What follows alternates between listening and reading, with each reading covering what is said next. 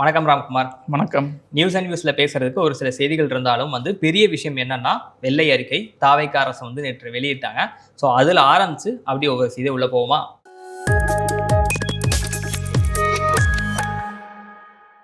தாவேகா அரசு ஆட்சி அமைக்கிறப்பே விஜய் அவர்கள் சொல்லியிருந்தாரு, முதல்வர் விஜய் சொல்லியிருந்தாரு, நாங்கள் ஒரு வெள்ளை அறிக்கை வெளியிடுவோம், நிதிநிலை எந்த நிலைமையில இருக்கு அப்படின்றத மக்கள்கிட்ட சொல்லிட்டு அது அட்ஜஸ்ட் டேக் ஆஃப் இங்கிலீஷ்ல சொன்னாரு.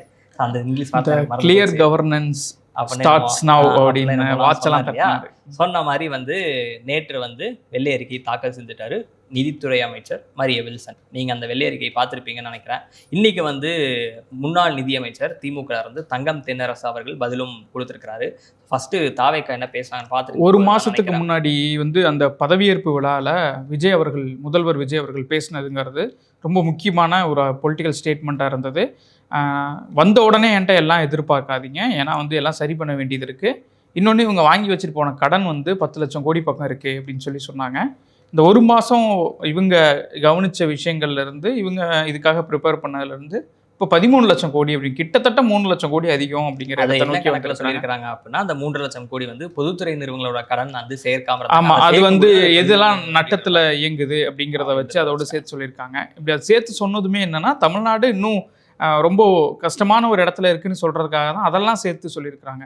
ஏன்னா இருக்கிறத அப்படியே சொல்லியிருந்தோம் அப்படின்னா அது இன்னும் கொஞ்சம் ஒரு பெரிய ப்ரொஜெக்ஷன் கிடச்சிருக்காரு அப்படிங்கிற ஒரு கால்குலேஷன் இருந்திருக்கலாம்.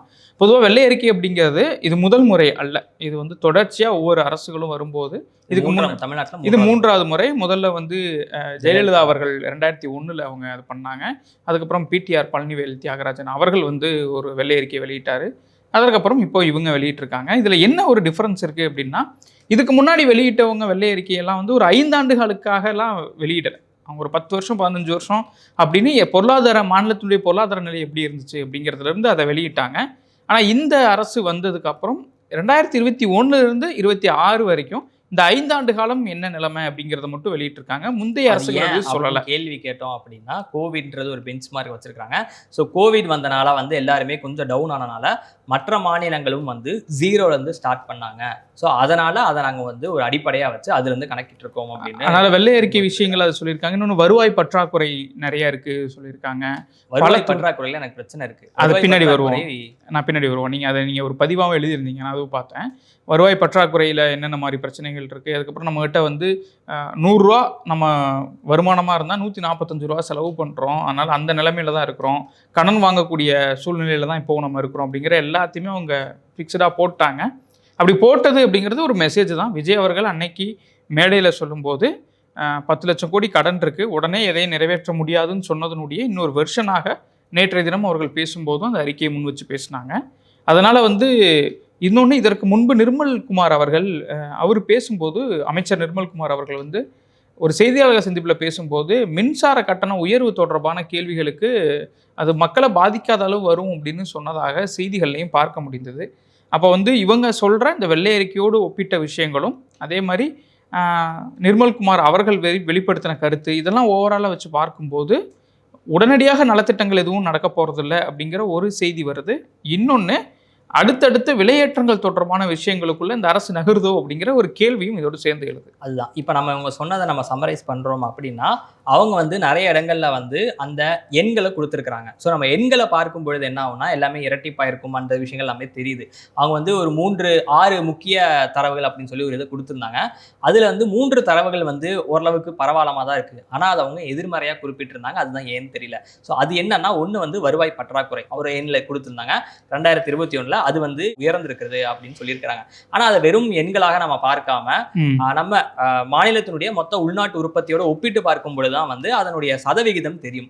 ஸோ இப்போ அந்த சதவிகிதத்துல பார்க்கும் பொழுது என்னன்னா 22.5 22.2 மாறி இருக்குன்னு நினைக்கிறேன் நான். ஸோ அப்போ என்ன ஆயிருக்கு அப்படின்னா அது குறைஞ்சிருக்கு. ஸோ வருவாய் பற்றாக்குறைன்றது குறைஞ்சிருக்கு. ஆனால் அதில் அவங்க குறிப்பிட்றப்ப என்ன குறிப்பிட்டிருந்தாங்கன்னா மோசமடைஞ்சிருக்கு அப்படின்னு குறிப்பிட்டிருக்கிறாங்க. ஸோ வருவாய் பற்றாக்குறை குறைவாக இருக்குது அப்படின்னா அது மொத்த உள்நாட்டு உற்பத்தியோட தான் நம்ம சேர்த்து பார்க்கணும் அப்படின்றது ஒன்று. ஸோ அதனோட பார்க்கும் பொழுது ஒப்பீட்டளவில் குறைஞ்சிருக்கு. இன்னொன்று என்னன்னா நிலுவைக் கடன் அது வந்து மொத்த உள்நாட்டு உற்பத்தியிலேருந்து ஒப்பிட்டு பார்க்கும் பொழுது அது 28% இருந்தது. அதுவும் கொஞ்சம் குறைஞ்சிருக்கு தான். ஸோ அது என்னன்னா நம்ம குறைவுன்னு கூட சொல்ல வேணாம், கட்டுப்படுத்தியிருக்கிறாங்க. அது நிலுவைக் கடனுடைய இது வந்து இன்னும் ஜாஸ்தியாகல அப்படின்றத உணர்த்துது. ஆனால் அது வந்து அவங்க வலுப்படுத்தப்படவில்லை அப்படின்ற மாதிரி குறிப்பிட்டிருந்தாங்க. ஸோ அவங்க என்ன சொல்லியிருந்தாங்கன்னா, அதாவது ஜிஎஸ்டி கவுன்சில்லாம் வந்ததுக்கப்புறம் ஒரு கொஞ்ச காலத்துக்கு வந்து மாநில அரசுகளுக்கு இழப்பீடு கொடுத்துட்டு இருந்தாங்க மத்திய அரசு. ஏன்னா வருவாய் இழப்பு அப்படிங்கிறது ஏற்படும் அப்படிங்கிறனால காம்பன்சேஷன் வந்துட்டு இருந்துச்சு. அது ஓவர் த பீரியட் வந்து அது ஸ்டாப் ஆயிரும். அது ஒரு 10,000 கோடி பக்கம். அப்போ அந்த 10,000 கோடி வராதுன்னு தெரிஞ்சா இவங்க அதுக்கு ப்ரிப்பேர் ஆயிருக்கணும் அப்படிங்கிற ஒரு விஷயத்தை குறிப்பிட்டு சொன்னது. ஸோ இந்த மாதிரி விஷயங்கள் வந்து அதில் 6 தரவுகளில் இதுவே வந்து 3 விஷயங்களாக மாறிடுச்சு. ஸோ இந்த 3ல் வந்து பெருமளவுக்கு ஒரு எதிர்மறையான விஷயம் இல்லாமல் அவங்க எதிர்மறையான குறிப்பிட்டிருந்தாங்க. ஒன்று இது. 2வது வந்து கடந்த 5 ஆண்டுகளில் திமுக அரசு விமர்சனம் செய்யணும், குற்றம் சாட்டணும் அப்படின்றது இல்லை அப்படின்றத அவங்க பதிவு செய்கிறாங்க. அதில் என்ன சொல்கிறாங்கன்னா, கடந்த கால ஆட்சியில் நலத்திட்டங்கள் போன்ற திட்டங்களுக்கு தேவையில்லாத செலவுகள் செய்யலை அப்படின்றத ஒன்று ரெஜிஸ்டர் பண்ணுறாங்க. 2வது கடன் வந்து ஒரு மாநிலம் வந்து தான் நினைச்ச அளவுக்குலாம் வாங்கிட முடியாது. ஸோ மத்திய அரசு வந்து ஒரு உச்சவரம்பு நிர்ணயம் செஞ்சிருப்பாங்க. ஸோ அந்த உச்சவரம்புக்கு உட்பட்டு தான் வந்து கடன் வாங்கணும். அதுக்குள்ள வாங்கியிருக்காங்களா போன அரசு? அதான் இவங்க என்ன சொல்றாங்கன்னா, அந்த மத்திய அரசு என்ன உச்சவரம்பு இருக்கோ அதுக்கு உட்பட்டு தான் வாங்கியிருக்கிறாங்க அப்படின்னு நிதித்துறை செயலாளர் சித்திக் அவர்கள் வந்து சொல்லியிருந்தாரு. ஸோ மத்திய அரசோட அனுமதி இல்லாம வந்து இஷ்டத்துக்குலாம் கடன் வாங்க முடியாது அப்படின்றப்போ அந்த உச்சவரம்பு உட்பட்டு தான் வாங்கியிருக்கிறாங்கன்றது சொல்லியிருக்கிறாங்க. அதுலயுமே கேள்விலாம் இருக்கு. ஏன்னா அவங்க என்ன சொல்லியிருக்காங்கன்னா 3% வந்து நம்ம தாண்டாம இருக்கணும் அப்படின்றது மத்திய அரசு நிர்ணயிச்சுக்கிற உச்சவரம்பு. அதுல எல்லாம் என்ன சொல்லுவாங்கன்னா, அப்படி வந்து நம்ம ஸ்ட்ரிக்டா இருக்கக்கூடாது. ஒரு வளர்ச்சி அடையக்கூடிய மாநிலமோ நாடோ வந்து அது வந்து ஒரு கைட்லைனா தான் இருக்கணும். அதை உச்சவரம்புன்னு சொல்லி ஒரு சாலிட் நம்பரா வச்சிருக்க கூடாது அப்படின்னு சொல்லி ஒரு சில பொருளாதார வல்லுநர்கள் தங்களுடைய பார்வையை முன்வைக்கிறது இருக்கு. ஸோ அதனால அந்த 3க்குள்ள இருந்தாலே வந்து ஓரளவுக்கு சரி அப்படின்னு தான் சொல்லிக்கணும். அது 3 தாண்டினாலும் தவறில்லை அப்படின்றது ஒரு சில பொருளாதார வல்லுநருடைய பார்வையா இருக்கு. காரணம் என்ன அப்படின்னா, இப்போ நம்ம கடன் வாங்கினாதான் வந்து நம்ம ஏதாவது இன்வெஸ்ட் பண்ணுவோம். அது இன்வெஸ்ட் பண்ணோம் அப்படின்னா இன்னைக்கு நமக்கு அது கடனா தெரியும். ஆனால் நாளைக்கு வந்து அது மூலமா நமக்கு ஏதாவது ஒரு வருவாயா திரும்ப வரும். ஸோ அதனால என்ன சொல்லுவாங்கன்னா, அதனால ஒரு வளரக்கூடிய ஒரு மாநிலமோ நாடோ வந்து கடனுக்கு வந்து இதுதான் 3 தான் உச்சவரம்புன்னு இருக்க வேணாம் அப்படின்னு சொல்லுவாங்க. பட் ஆனால் இப்போதைக்கு ஆஸ் ஆஃப் நோ உச்சவரம்புக்கு உட்பட்டு தான் தமிழ்நாடு அரசே இருக்குன்றது ஒரு பார்வையே இருக்கு. ஆனால் இவங்க என்ன சொல்றாங்க அப்படின்னா, இப்போ இவங்க சொல்லிக்கிற சாராம்சமா பார்த்துறோம் அப்படின்னா, இவங்க வந்து சொல்றது இப்போ இருக்கக்கூடிய நிதி நிலையில இப்போ என்ன நடைமுறை இருக்கோ அந்த நடைமுறையை நம்மளால தொடர முடியும். புதிதாக ஏதாவது நம்ம திட்டங்கள் வந்து செயல்படுத்தணும் அப்படின்னா அதற்கு நிதி ஆதாரம் இல்லை அப்படின்ற மாதிரியான ஒரு விஷயத்தை தான் வந்து சாரமா பார்க்கும்போது நம்மளால புரிஞ்சுக்க முடியுது. இந்த வெள்ளை அறிக்கை வர்றதுக்கு முன்னாடி இதே நாட்டில் இன்னொரு வெள்ளை அறிக்கை வந்தது. அது என்னன்னா, கேரளாவில் அங்கே வந்து எல்டிஎஃப் அரசு போயிட்டு யூடிஎஃப் அரசு பதவியேற்றதுக்கு அப்புறம் அவங்களும் வெள்ளை அறிக்கையை வெளியிடுவோன்னு சொன்னாங்க. அவங்க வந்து பதவி ஏற்று ஒரு வார காலத்தில் முதல்வர் வந்து சதீசன் அவர் வந்து அசம்பிளியில் வந்து வெள்ளை அறிக்கையை வெளியிட்டாங்க. வெளியிடும்போது அவர் என்ன சொன்னார்னா, மாநிலத்துக்கு 5 லட்சம் கோடி பக்கம் கடன் இருக்கிறது அப்படிங்கிற விஷயங்கள்லாம் பேசினார். அப்படி ஒரு விஷயம் முன் வைக்கும்போது எல்லாரும் என்ன சொன்னாங்க அப்படின்னா, அது என்ன மாதிரியான விமர்சனமாக முன்வைக்கப்பட்டது அப்படின்னா, வெள்ளை அறிக்கைங்கிற பேரில் இவங்க ஒரு விஷயத்தை வெளியில் வைக்கிறாங்க. அதெல்லாம் எதை நோக்கி போகுது அப்படின்னா, மக்கள் நலத்திட்டங்களை வெட்டுறத இடத்த நோக்கி போகுது. ஏன்னா மாநிலம் வருவாய் பற்றாக்குறையில் இருக்குது, மாநிலம் கடனில் இருக்குது, மாநிலம் வந்து நிதி சமாளிக்க முடியாத ஒரு ரொம்ப இக்கட்டான சூழ்நிலையில் இருக்குது. அதனால் புது திட்டங்கள் எதுவும் கேட்காதீங்க அப்படின்னு சொல்லக்கூடிய ஒரு வாதத்தை அவங்க வேற ஒரு வடிவத்தில் சொல்கிறாங்க, அப்படி வைக்கிறாங்கன்னு ஒரு குற்றச்சாட்டை முன் வச்சாங்க. முதல்வர் விஜய் அவர்கள் மேடையில் பேசும்போது கஜானாவை காலி பண்ணிட்டு போயிட்டாங்கன்னு ஒரு வார்த்தையை பயன்படுத்தினார். அப்போது நேற்றைய தினம் ப்ரெஸ் மீட்டில் அவங்க பேசும்போது கஜானா காலியாகலை அப்படிங்கிற ஒரு விஷயமும் அவங்களே சொல்கிறாங்க. அதாவது நிலைமை ரொம்ப மோசமாக இல்லை, இப்போ இருக்கிற சூழ்நிலையை நம்மளால் மெயின்டைன் பண்ண முடியும். கூட்டத்திலே வந்து முதல்வர் விஜய் அவர்கள் அது அதான் ஒரு அரசியல் கட்சியாக பேசுவதற்கும் ஒரு அரசாக இருந்து பேசுவதற்குமான வித்தியாசம் அப்படிங்கிறது தான் இந்த இடத்துல உருவாகுது. ஒரு அரசியல் கட்சியாக தேர்தல் வெற்றிகளோ இல்லை மற்ற விஷயங்களுக்கும் முன்வைக்கக்கூடிய ஒரு கோரிக்கை இல்லை ஒரு பிரச்சாரம் அப்படிங்கிறது ஒரு அரசாக மாறும்போது என்ன இடத்துக்கு வந்து நிற்கிது அப்படிங்கிறது இந்த இடத்துல பார்க்க வேண்டியதாக இருக்குது. இதுலேயும் இவங்க சொல்லியிருக்கக்கூடிய இந்த 13 லட்சம் கோடி கடனோ இல்லை வந்து போக்குவரத்து துறை நஷ்டத்தில் போயிட்டு இருக்குது, மின்சாரத்துறை நஷ்டத்தில் போய்கிட்டு இருக்குது, இந்த மாதிரி இன்னும் எங்களுக்கு வருவாய் வரதில் பிரச்சனை இருக்குது, இதெல்லாம் சொல்கிறது இல்லை. என்னமே அடுத்தடுத்து விலை உயர்வு நான் முதல்ல ஆரம்பித்த மாதிரி போக்குவரத்து துறை 78 ரூபா ஒரு கிலோமீட்டர் ஓடனா செலவாகுது, ஆனால் வரது வந்து 25 ரூபா சம்திங் தான் வருது அப்படின்னா அப்போ நஷ்டத்தில் போகுதுன்னு ஏன் போக்குவரத்து துறை இந்த இடத்துல சொல்லணும்? 53 ரூபா ஏற்கனவே போக்குவரத்து தொழிலாளர்கள் தங்களுக்கு பென்ஷனோ மற்ற விஷயங்களுக்கோ போராட்டம் பண்ணுறாங்க. அப்போ இந்த இடத்துல போக்குவரத்து துறை நஷ்டத்துலேயும் போகுது, பணியாளர்களுக்கு கொடுக்கக்கூடிய சம்பளம் ரொம்ப அதிகமாகிட்டு இருக்குது, அப்போ நீங்க மகளிருக்கு வந்து நம்ம கட்டணமில்லா பேருந்து அறிவிச்சோம்னா அதுல நமக்கு டிக்கெட் வருவாய் வராது. அப்போ இது எல்லாமே சேர்ந்து தானே. இதாவது வந்து பின்கு பேருந்துன்னு சொல்லி ஒரு சில பேருந்துகள் தான் இருந்தது. சொன்னது அதை விட தமிழ்நாடு முழுக்க நீங்க எங்க வேணா போய்க்கலாம்னு சொன்னதெல்லாம் அதீதத்திலையும் அதீதமாக அப்போ விமர்சனம் பண்ணாங்க. இப்போ ரியாலிட்டி இந்த நம்பர்ஸை பார்க்கும் போதுமே தெரிஞ்சிருது. அதனால அடுத்தடுத்து புதிய திட்டங்கள் அப்படின்னு கண்ணு கெட்டின தூரம் இப்போதைக்கு எதையும் எதிர்பார்க்க முடியாது அப்படிங்கிறது தெரியுது. அதை தான் தங்கம் தென்னரசு அவர்கள் நேற்று முதல்ல ஒரு அறிக்கை விட்டாரு. அந்த அறிக்கையில் அவர் சொன்னா வான வேடிக்கை வாக்குறுதிகள்லாம் புஸ்வானமா போயிருச்சுன்னு ஒரு வார்த்தையை பயன்படுத்துறாங்க. அதுதான் இப்போ அவங்க இந்த தாவேக அரசு என்ன சொல்யூஷன் மாதிரி சொல்ல வராங்க அப்படின்னா, ஒன்று வந்து நம்ம வந்து நம்மளுடைய வரி வருவாயை அதிகரிக்கணும் அப்படின்னு இருக்காங்க. அப்ப நீங்க வரி வருவாயை அதிகரிக்கணும் அப்படின்னா மக்கள் கிட்ட கூடுதலா வரி வந்து அவங்க ரொம்ப சிம்பிள். இந்த சமீப கால மாநிலங்களுக்கு வரி நிர்ணயிக்கக்கூடிய வரம்புகள்ங்கிறது ரொம்ப லிமிட்டட். நீங்க வந்து ஸ்டாம்ப் டியூட்டியில போடலாம், அதே மாதிரி வந்து வேட், இது மாதிரி ரொம்ப கம்மியான இதுதான் இருக்கு. ரொம்ப ஈஸியா அது எந்த இடத்துல விழுகுதுங்கிறது நமக்கு தெரிஞ்சிடும். அப்போ மாநில அரசு வரி வருவாய் பெருக்கணும், வருவாயை அதிகப்படுத்தணும் அப்படிங்கின்னு ஒரு இடத்துக்கு வந்துட்டாங்கனாலே இந்த இடத்தெல்லாம் அடுத்து அடிவிழுக போகுது அப்படிங்கிற ஒரு சமிக்கை தான் அது. ஆனா இப்போ நீங்க அப்போ வந்து நீங்க போக்குவரத்து துறையில நட்டம் இருக்கு, இபியில நட்டம் இருக்கு அப்படின்னு சொல்றீங்கன்னா அதுலலாம் வந்து அடுத்து கட்டண உயர்வு இருக்குமா அப்படின்ற கேள்விக்கு என்ன பதில் சொல்றாங்கன்னா, இல்ல இங்க பொதுத்துறை நிறுவனங்கள் வந்து ஒரு சில லீக்கேஜ் இருக்கு, அந்த கசிவுகளை நம்ம அடைச்சாலே வந்து நம்மளால அந்த கடன்லாம் வந்து கம்மி பண்ண முடியும், வருவாய் இன்னும் ஜாஸ்தி பண்ண முடியும் அப்படின்றது அவங்க சொல்யூஷனா இருக்கு. ஸோ அவங்க என்ன சொல்றாங்க அப்படின்னா, நேரடியாக விலை உயர்வு பற்றி கமிட் பண்ணிக்கல, இரண்டாவது நாங்கள் வந்து கசிவு மூலமாக தான் வந்து இதை சரி பண்ண போகிறோம் அப்படின்னு சொல்லியிருக்கிறாங்க. மூன்றாவது நலத்திட்ட உதவிகள் எதுவுமே வந்து நிறுத்தப்படாது அப்படின்னு உறுதி அளிச்சிருக்கிறாங்க. ஏற்கனவே நடைமுறை இருக்கக்கூடிய நலத்திட்ட உதவிகள் வந்து நிறுத்தப்படாது அப்படின்னு உறுதி அளிச்சிருக்கிறாங்க. அப்போ நான்காவதா நம்ம என்ன பார்க்கலாம் அப்படின்னா, நாங்கள் வந்து அவங்க பட்டியலிடலை. ஸோ ஆனால் இதுலேருந்து என்ன தெரியுது அப்படின்னா, அவங்களால உடனடியாக வந்து நலத்திட்ட உதவிகளை செயல்படுத்த முடியாது. அதாவது புதிதாக அறிவிக்கக்கூடிய நலத்திட்ட உதவி உடனடியாக அவங்களால செயல்படுத்த முடியாது. தங்கம் தென்னரசு அவர்கள் என்ன சொல்றாரு, இவங்க சொல்ற வாக்குறுதிகள் இருக்குல்ல, இந்த வாக்குறுதிகளை இவங்க இப்ப நிறைவேற்ற கூட வேணாம், இவங்க நிறைவேற்றுறாங்கன்னு நினைச்சாலே அடுத்த 5 ஆண்டு காலம் இந்த அரசு தொடருது அப்படின்னா இந்த கடன் 13 லட்சம் கோடியிலிருந்து 20 லட்சம் கோடியா போகும் அப்படின்னு ஒரு சவால் விட்டுருக்காரு அவர். அப்படி இல்லைன்னா நான் பொறுப்புல இருந்து விளைவிக்கிறேன் அப்படின்னு சொல்லியிருக்காரு. இது என்ன இதுன்னா, நீங்க கடன் வாங்கி தான் அவங்க நலத்திட்டங்களை செயல்படுத்த முடியும் அப்படிங்கிற ஒரு விஷயம் தான் இதுக்குள்ள ஒளிஞ்சுக்கிட்டு இருக்கு. இந்த அரசு தான் கொடுத்த வாக்குறுதிகளை செயல்படுத்தணும் அப்படின்னா வேற வழியே இல்லை, இவங்க வந்து அடுத்த கட்ட கடன் மாதிரியான விஷயங்களுக்குள்ள போறது தான் அப்படிங்கிற இடத்துல ஒரு சில பேர் என்ன சொன்னா, கடனை வந்து நம்ம அடிப்படையா வச்சு ஒரு மாநிலத்தினுடைய பொருளாதாரத்தை நம்ம கணிக்க முடியாது அப்படின்றத முன்வைப்பாங்க. ஸோ அதன் அடிப்படையில் தான் வந்து எல்லாருமே பேசிட்டு இருக்கிறாங்க. ஆனால் நிச்சயமா இந்த அரசுக்கு நிதிநிலை விஷயத்துல ஒரு சவால் இருக்கா அப்படின்னா நிச்சயமா சவால் இருக்கு. பட் அதை அனுசரிச்சு நம்ம எப்படி செயல்பட போறோம், அரசியல் ரீதியா மாதிரியான குற்றச்சாட்டுகள் இல்லாம இது ஆக்கப்பூர்வமா எப்படி சரி பண்ணலாம், அதே சமயம் மக்கள் மீதும் வந்து அந்த சுமை விழாம இருக்கிறவருக்கு எப்படி சரி செய்யலாம் அப்படின்ற திசை நோக்கி நகரும் பொழுது அதுக்கு ஏதாவது ஒரு தீர்வு தாவேக அரசு கொடுப்பாங்க அப்படின்னு நம்ம நம்பலாம் நினைக்கிறேன். பாப்பா என்ன பண்றாங்கன்னு. அதே சமயம் இதில் இன்னும் 2 விஷயங்கள் மட்டும் நம்ம லைட்டாக டச் பண்ணிட்டு போயிடலாம்னு நினைக்கிறேன். ஏன்னா இவங்க ஒப்பிட்ட மாநிலங்கள் எல்லாமே, தமிழ்நாட்டோட ஒப்பிட்ட மாநிலங்கள் எல்லாமே வந்து குஜராத், மகாராஷ்டிரம், கர்நாடகான்னு ஒப்பிட்டுருக்கிறாங்க. ஸோ தமிழ்நாடு வந்து நான் எல்லாருக்குமே தெரியும், இந்தியாவிலேயே வந்து வெல்ஃபேர் ஸ்டேட், மக்கள் நலத்திட்டங்களில் முன்னணியில் இருக்கக்கூடியது தமிழ்நாடு தான். குஜராத்தும் மகாராஷ்டிரமும் நம்ம அதோட ஒப்பிட முடியாது. ஸோ அதனால் அந்த ஒப்பீடு சரியாக இருக்குமான்றது காரணம் என்னென்னா, நம்ம மக்கள் நலத்திட்டங்கள் முன்வைக்கிறனால இங்கே இருக்கக்கூடிய அந்த வளர்ச்சி வந்து கலெக்டிவாக இருக்கும் அப்படின்னு சொல்லுவாங்க. அந்த இண்டிகேஷன் சொல்லுவாங்க, சோஷியல் இண்டிகேஷன் சொல்லுவாங்க. நம்ம பொது சுகாதாரத்தில் நம்ம எந்த அளவுக்கு பெர்சன்டேஜில் முன்னாடி இருக்கோம், கல்வி அறிவில் எந்த அளவுக்கு முன்னாடி இருக்கும். ஸோ அது எல்லாத்தையுமே வந்து நம்ம பார்க்கும்பொழுது தான் வந்து அது முழுமையான ஒரு வளர்ச்சியை நமக்கு பார்க்க முடியும். வெறுமனே இந்த நம்பர்ஸை பார்க்க முடியாது அப்படின்றது சொல்லுவாங்க. ஸோ அதன் அடிப்படையில் பார்க்கும்பொழுது ஒப்பிட்டது சரியா என்னன்றது தெரியல. பட் வரும் நாட்டில் தாவேக அரசு எதனால் ஒப்பிட்டாங்க அப்படின்ற ஒரு விளக்கம் தருவாங்களா என்னன்றதை நம்ம பார்ப்போம். எனக்கு தெரிஞ்சு அவங்க அந்த டாப் 10 ஸ்டேட்ஸ் என்னன்னு போட்டு அதில் எடுத்திருப்பாங்கன்னு நினைக்கிறேன். பட் இது தவிர்த்து வேறு ஏதாவது காரணம் இருக்கான்னு சொல்கிறாங்களான்னு பார்ப்போம். ஒன்று. இரண்டாவது, நம்ம இப்போ இங்கே இருக்கக்கூடிய வரி வருவாய், நம்ம இங்கே இருக்கக்கூடிய எந்த அளவுக்கு நம்மளால பணத்தை மொபிலைஸ் பண்ண முடியும் அப்படின்னு பேசுறது எல்லாமே வந்து தமிழ்நாடு மையப்படுத்தி இருக்கு.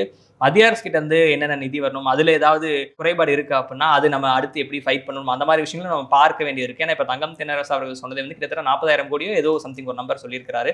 ஸோ அத்தனை கோடி வந்து மத்திய அரசு கிட்ட இருந்தே தமிழ்நாட்டுக்கு வர வேண்டியது இருக்குனால ஸோ அது எல்லாத்தையுமே நம்ம அனுசரித்து பார்க்கும்போது தான் இன்னும் கொஞ்சம் அந்த விஸ்தாரமான ஒரு பார்வை கிடைக்கும் அப்படின்னு நம்ம சொல்லிடலாம் நினைக்கிறேன். இதுல முக்கியமாக மாற்று கருத்து இருக்கா? இல்லை, அப்படிலாம் இல்லை. அதான் நீங்கள் சொன்ன மாதிரி முதல்ல வந்து மொத்த உள்நாட்டு உற்பத்தி அந்த விஷயங்களோட சேர்த்து சொன்னீங்க, அதோட ஒப்பிட்டு பேசணும். 5 வருஷத்துக்கு முன்னாடி இருந்ததும் இப்போ தோணும். அதே மாதிரி பணவீக்கம் தொடர்பான விஷயங்கள் இருக்கு.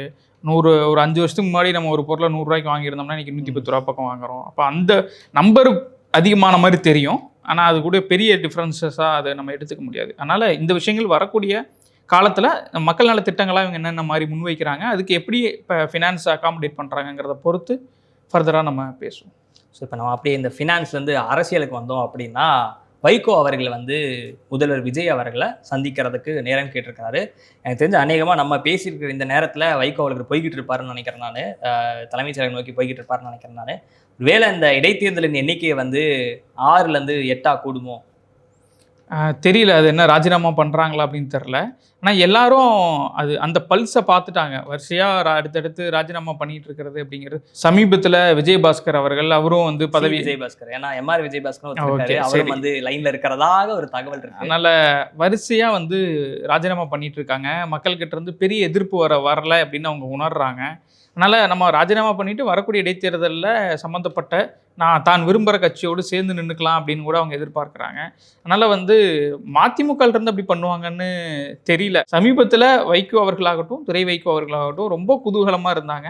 அவருடைய வீட்டுக்கு விஜய் அவர்கள் வீட்டுக்கு போனார் இல்லையா விஜய், அப்போ வீட்டிலேருந்து வெளில வந்து கையை காமிப்பார் வைகோ அவர்கள். அவர் வயசுக்கு அவர் அந்த எனர்ஜியோட கையை ஆட்டினார் இல்லையா விஜய் பார்த்து அந்த குதூகலத்தில் இருந்து நான் கண்ணுக்குள்ளேயே நிற்குது.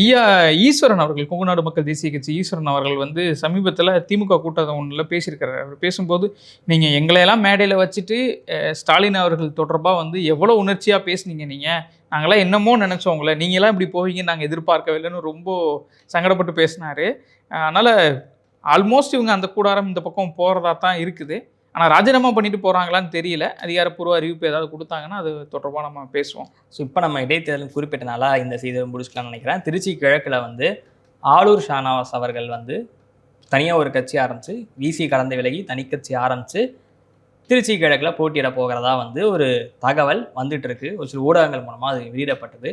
இது தொடர்பாக வந்து விசிக தலைவர் திருமாவளவன் அவர்கள்ட்ட கேள்வி எழுப்புறாங்க. அவர் வந்து அதை அப்படியெல்லாம் எதுவும் இல்லைங்க, ஏதோ ஒரு நாளேடும் ஒரு வார ஏடும் தான் வந்து தேவையில்லாத இந்த வேலையை பார்த்துக்கிட்டு இருக்கிறாங்க. அவர் வந்து எங்களோட தொடர்பில் தான் இருக்கிறாரு. பதவியேற்பு விழாக்கும் வந்து அவர் அனுமதி ஏதோ ஜஸ்ட் ஒரு கொஞ்சம் லேட்டாக வந்துட்டார் போல, அதனால தான் அவருக்கு பர்மிஷன் கிடைக்கல. இல்லைன்னா அவரும் அங்கே வந்திருப்பாரு, பேசிக்கிட்டு தான் இருக்கிறாரு. அப்படின்னா அவருக்கு உள்ள ஏதோ தலைவர்கள் சொன்னதுல தான் அவருக்கு கொஞ்சம் மனக்கசப்பு. இல்லை, என் கூட கலந்து பேசிக்காம முடிவு அறிவிச்சது தான் அவருக்கு வந்து வருத்தம் அப்படிங்கிறது தான் இருக்காரு தவிர எங்களோட தொடர்பில் தான் இருக்காரு. வெளிநாடு போயிருக்காரு, வெளிநாடு போயிட்டு இப்போ தான் வந்திருக்காருலாம் சொல்லியிருக்கிறாரு. வந்து வந்தோடனே வந்து என்ன சந்திக்கணுமா அப்படிலாம் எந்த கட்டுப்பாடுலாம் இல்லைங்க கட்சிக்குள்ள. அது பாட்டுக்கு இயல்பாக அவங்க பார்க்குறப்ப வந்து பார்க்கட்டும் என்ன இப்போ அப்படின்ற மாதிரி. ஆளூர் ஷானவாஸ் அவர்கள் முதல்ல அறியப்பட்டது அப்படிங்கிறது வந்து ஊடகங்களில் அவருக்கு கிடைச்ச மிகப்பெரிய ஓப்பனிங் தான். தன்னுடைய கருத்தை வந்து ரொம்ப வலுவாக முன்வைக்கிறது, வாதங்களில் எதிராளிகள் கூட ஒப்புக்கொள்ளக்கூடிய அளவுக்கு தன்னுடைய வாதத்தை முன்வைக்கிறது அப்படின்னு ரொம்ப கருத்தியல் ரீதியாக தன்னை ரொம்ப தயார்படுத்திக்கிட்ட ஒருத்தர். அவருக்கு எம்எல்ஏ வாய்ப்பு கிடைக்கும் போதுமே கூட எல்லாரும் நல்லா வரவேற்று தான் பேசினாங்க. அதற்கப்புறம் இந்த முறை அவருக்கு வாய்ப்பு கிடைக்கலன்னொடனே விசிகால எப்போதும் இல்லாத அந்த முறையில் எல்லாரும் வெளியில் வந்து பேச ஆரம்பித்தாங்க. ஆளூர் ஷானவாஸ் அவர்களே வந்து என்ன விமர்சனம் பண்ணி விசிகால இவரெல்லாம் வீடியோ போடுறாரு பாருங்க, அதெல்லாம் பேசினாரு. விசிகா தலைவர் திருமாவளவன் பதில் சொல்லியிருந்தாரு, நான் வந்து பேசினாங்க இல்லை அதான் சொல்கிறேன், அவங்களை கண்டிக்கவும் செஞ்சுட்டேன் அப்படின்னு இவர் மாறி இது எல்லாமே நடக்குது, இந்த பீரியட் நடக்குதுன்னு சொல்கிறேன். இப்படி நடந்துக்கிட்டே இருக்கு. வன்னியரசு அவர்களுக்கு வந்து அமைச்சரவையில் இடம் கிடைக்குது, விசிகாவை எல்லாருமே கொண்டாடுறாங்க. அதுக்காக திமுக தரப்புலேருந்து அவங்க வந்து நிறைய வசை சொற்கள் வாங்குறாங்க. இன்னும் ஒருபடி மேலே சொல்லணும்னா ஆராசா அவர்கள் எப்படி விமர்சனம் பண்ணார் ட்விட்டரில் அப்படிங்கிறதுலாம் நமக்கு தெரியும். இவர் திருமாவளவன் அவர்கள் சொல்கிறார்ல, வன்னியரசு அவர்கள் வந்து அமைச்சரானதுக்கு ஆளூர் ஷானவாஸ் அவர்கள் வாழ்த்துக்கள்லாம் எங்களோட சொன்னார், ரொம்ப லேட்டாச்சு அதனால தான் அவர் வரலை அப்படின்லாம் சொல்கிறார். ஒரு அந்த சம்பவம் அவர் சொன்னதுக்கப்புறம் நான் ட்விட்டரில் போய் பார்த்தோம் அப்படின்னா இப்போ வரைக்கும் ஆளூர் ஷானவாஸ் அவர்கள் வந்து இன்ஆக்டிவாகவே இருக்கார். அப்போ ஏன் அந்த இன்ஆக்டிவ் அப்படிங்கிறது ஒன்று இருக்குல்ல, குறைஞ்சபட்சம் உங்கள் கட்சியிலேருந்து ஒருத்தர் அமைச்சராகிறாரு, அதுவும் ரொம்ப நாள் களத்தில் நின்றுட்டு இருந்த ஒருத்தராக அறியப்படக்கூடிய ஒருத்தர், அவருக்கு ஒரு வாழ்த்து பதிவு கூட இப்போ வரைக்கும் உங்கள் ட்விட்டர் பேஜ்லேருந்து வரல. ஆனால் வந்து நாங்கள் இன்னும் எங்கூட பேசிட்டு தான் இருக்காரு அப்படின்னு சொல்கிறது எல்லாமே வந்து நிலைமையாக இன்னும் சமாளிக்கவோ இல்லை தன்னுடைய கட்டுப்பாட்டுக்குள்ளே வச்சுக்கிற முயற்சி பண்ணுறதுக்காகவோ தான் அவர் சொல்கிறாரோ தான் பார்க்கப்படுது. இல்லைனா ஏதாவது ஒரு இடத்துலையாவது ஆளூர் ஷானவாஸ் அவர்கள் வந்து வெளில வந்து பேசணும்ல. அந்த சம்பவம் நடந்ததுக்கப்புறம் அவர் எங்கேயுமே இன்னும் அப்பியர் ஆகவே இல்லை. அப்படிங்கும்போது இந்த கேள்விகளும் இந்த சந்தேகங்களும் வெறுமனே ஊடகங்கள் எழுப்புறது கிடையாது, அதற்கு ஒரு பாதை இருக்குது, அதுக்கு ஒரு நெருப்பு இல்லாமல் புகையாதுன்னு சொல்லுவாங்க. இது ரொம்ப பிற்போக்கான ஒரு இதுதான். ஆனால் வந்து இதற்கான ஒரு வழியை ஏற்படுத்தி கொடுத்தது அப்படிங்கிறது இந்த அரசியல் கட்சிகள் தரப்பு தான். இப்போ பார்க்கலாம், நம்ம அவர் அதிருப்தியில் இருக்காரு அப்படின்றது நமக்கு புரிஞ்சுக்க முடியுது. இந்த அதிருப்தி அவர் அடுத்தது எந்த கட்டத்தை நோக்கி நகர்த்தும் அப்படின்றது நமக்கு வரும் நாளில் தான் தெரியும்னு நினைக்கிறேன். நம்ம பேசலாம் மீண்டும் வேறொரு சந்தர்ப்பத்தில். நன்றி.